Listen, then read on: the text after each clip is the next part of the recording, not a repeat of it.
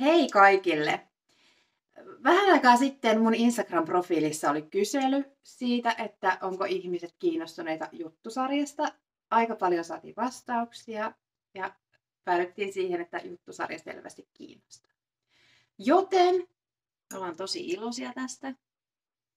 maineesta ja kunniasta, jota me tämän juttusarjan myötä tullaan saamaan. Nyt käyntiin polkaistavan juttusarjan myötä tullaan saamaan. Tänään mua haastattelee Raija-Pelli. Aiheena Tänään meillä on aiheena Tampere. Me ollaan tultu sitä varten ihan tänne Tampereelle asti. Ja me ollaan saatu asiantuntijaksi tänne tänään tamperelaisuuden tulkki. Voisitko esitellä itsesi? No, mä oon Heidi Jansson Ja. Helsingistä. No, mutta susta on tullut Tampere-tulkki. Miten? No, tämä on aika pitkä tarina. Long story short. No, mulla oli tapana käydä Tampereella, majoittu tamperelaisiin hotelleihin erilaisissa seurueissa.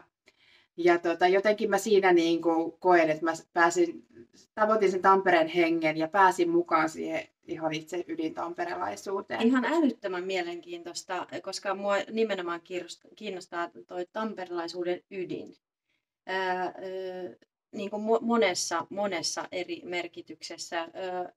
Nyt jos aloitetaan siitä, että mikä on tamperelaisuuden niin kuin, tämmöinen geologinen ydin, tämmöinen niin kuin, tavallaan maantieteellinen ydin. Maantieteellinen sijainti. No, esimerkiksi. No kyllähän se on, niin kuin, Tamperehan sijaitsee mannerlaattojen päällä, mikä tuo sitten taas niin kuin tähän arkeen sellaista pientä jännitystä, että silloin tällöin pieniä järjestyksiä. Että mun mielestä Tampereella niin kuin voimakkain maanjäristys on ollut jopa 8 Richterin asteikon järjestys. Että se oli tuossa toissa viikolla. Joo. No miltä se tuntui? Olitko täällä silloin? No en ollut, mutta mä näin paljon siitä julkaisuja. Mulla on paljon tamperelaisia ystäviä. Ja kyllä siinä niin semmoinen oma sisäinen tarina kanssa käynnistyi, kun näki niitä julkaisuja koskien tätä maanjäristystä. Ja tietenkin nyt ollaan täällä Tampereella, niin kyllähän täällä niin näkyy sinne maanjäristyksen jäljet. Mutta tamperelaiset on kuitenkin sillä tavalla niin kuin reipassa rohkeita väkeä, että he tosi nopeasti saanut aloitettua tämän jälleenrakentamisen täällä. No kiva kuulla. Jos mennään sitten niin kuin tähän yhteiskunnan rakenteeseen enemmän, niin onko sinulle tullut tutuksi nämä tamperelaisten pääelinkeinot? No joo, mulla on siis jonkin verran tietoa karttunut tässä vuosien varrella niissä. Eli suurin osa tamperelaisista, jopa 60% työikäisistä tamperelaisista työskentelee karjatalouden parissa.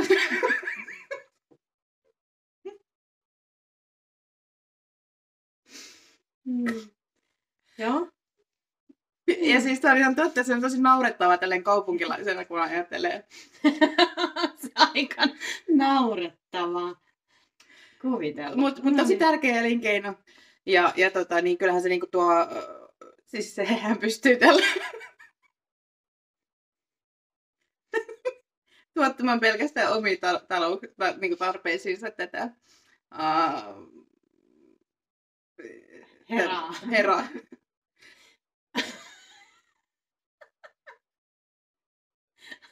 Ja onhan se jokaisen... Naurettava.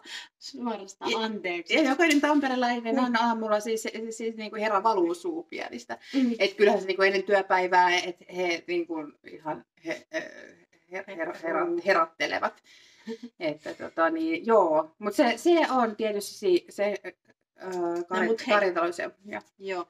No mutta siis bruttokansantuotteeseen vaikuttaa muutkin asiat kuin pääelinkeino. Mikä on Tampereen bruttokansantuote? Ja jos voisit vielä verrata sitä muuhun maailmaan. No joo, tämä onkin mielenkiintoinen. Eli Tampereen bruttokansantuote on 7,4 miljoonaa per capita. Ja sitten verrattuna esimerkiksi Burkina Fasoon, niin jos se bruttokansantuote on huomattavasti pienempi, niin tavallaan voidaan niin päätellä, että kyllä tamperelaiset on sillä tavalla niin kuin elämässä kiinni ihan toisella tavalla kuin burkinafasolaiset. Mm. No sitten sä jo mainitsitkin, että sulla on tamperelaisia tuttuja, jotka Joo. on tuntenut väristyksiä ja Joo. muutenkin ihan olet ilmeisesti tutustunut heihin. Niin... Siis Tinderissä mä tapasin yhden tamperelaisen, me niin kuin ei olla nähty livenä, mutta muuten. Joo. No mutta tuliko puheeksi, kun mua kiinnostaa, että mitä ravintoa tamperelaiset niin kuin käyttää? Arjessa. Tai vapaa-ajalla viikonloppuna. No tamperelaiset on metsästäjäkeräilijöitä. Eli he syövät tosi paljon marjoja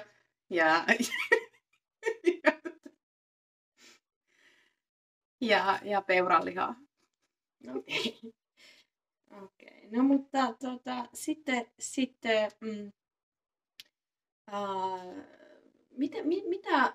miten sä oot kokenut, että mitkä on tamperelaisten merkittävimmät luonteenpiirteet?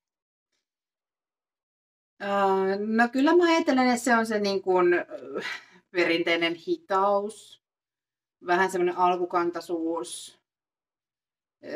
Sitten he on hirvittävän härskejä ja jollain tavalla niin kuin emotionaalisesti sillä tavalla niin kuin jotenkin niin kuin estyneitä.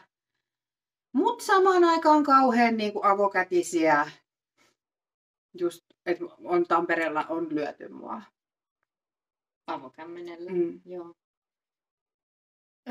No, miten sä sitten... Tuossahan tuli paljon asioita, jotka on niin kuin samalla vahvuuksia ja heikkouksia niin kuin luonteenpiirteissä. Miten sä ajattelisit, mitkä on niin kuin merkittävimmät niin kuin vahvuudet ja heikkoudet tamperelaisissa ihmisissä, tai jos voi vielä laajentaa, niin Tampereessa? No tamperelaisissa ihmisissä ehdoton vahvuus on murre.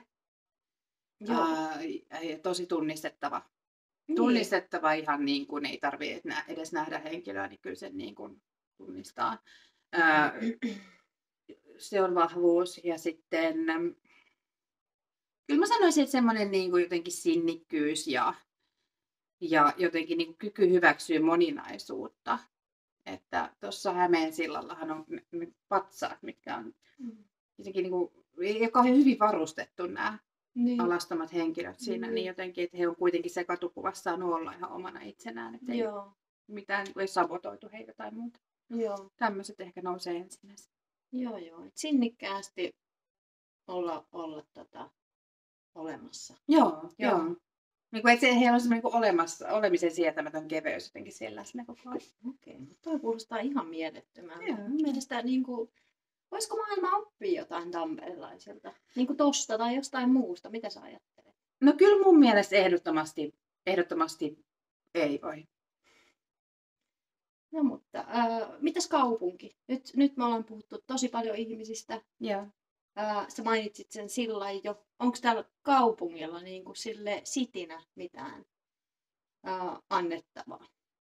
Muulle maailmalle. Mistä voisi ottaa malliin? No, vahvuuksia ja heikkouksia. No siis mun mielestä ei ole sillä tavalla vahvuuksia. Okei. No mutta kiitos tästä. Musta oli tosi mukava jutella sun kanssa. Mä oon paljon viisaampi taas. En tiedä mitään Tampereesta, nyt tiedän paljon. Joo, ei mitään. Siis musta oli tosi kivaa. No mut hei, kiitos. Tää oli meidän ensimmäinen juttusarjan osa. Ja Raija Pelli ja asiantuntija jatkaa tästä vielä. Kiitti, hei. Kiitos. Moi moi. Moi.